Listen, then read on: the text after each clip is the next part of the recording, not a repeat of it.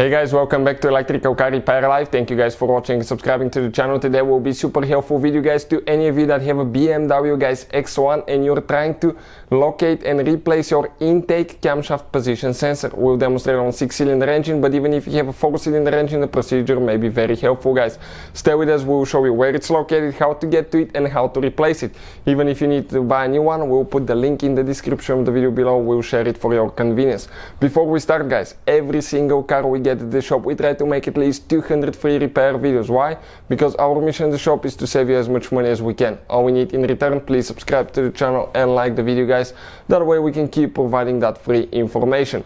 Now, we have the front end completely taken apart here, and that same engine that you can find in X1 BMW guys. Okay, I'm talking about a 6-cylinder engine such as N52, N53, N54 or N55 can be found actually in 3 Series BMW, 5 Series, X3, X5 as well, even Z4 guys. Super popular engine.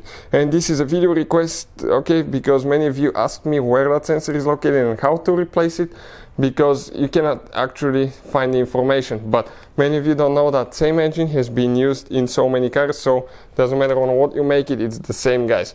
And if you look on the front side of the engine, you don't need to remove your radiators or anything like that, but with all that being removed, we can explain better guys.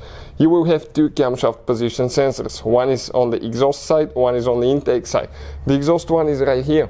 The intake side is this one here. The intake is the easiest one to replace from the 2, but the exhaust is doable as well, and we'll have a video on it as well.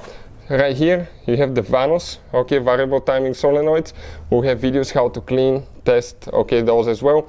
And another thing guys, okay, that sensor, we'll have a video how to test it, so you don't have to waste your money on a new one if yours is still good guys. So first we need to disconnect it. Right here we need to pry a little bit with the screwdriver that tooth, okay, and pull it out. Okay, there is one tooth right here.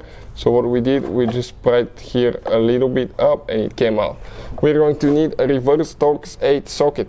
We're going to put the links to all the tools and parts that we use in the description of the video below for your convenience. Next, we need to just remove that bolt all the way. You may leak some oil out because it's actually inside your cylinder head. Okay, bolt is out. Now you grab that sensor guys, and as I said, it will leak oil. Don't twist it left or right, just pull down. You can shake it a little bit. It will be stuck due to the fact that you have that O-ring right here. You can see how nasty that sensor is looking guys, so actually you may even try cleaning and testing it to see if it works. Another thing, if you want to see how to clean the inside of your engine with an additive, we'll have a video coming soon with leaky moly additive guys, how to do it, and it takes care of it. So if you need to buy one, we'll have the link in the description of the video below. But putting it together, it's practically exactly in reverse order we took it apart. So hopefully the video will be helpful. Thank you for watching and see you guys next time.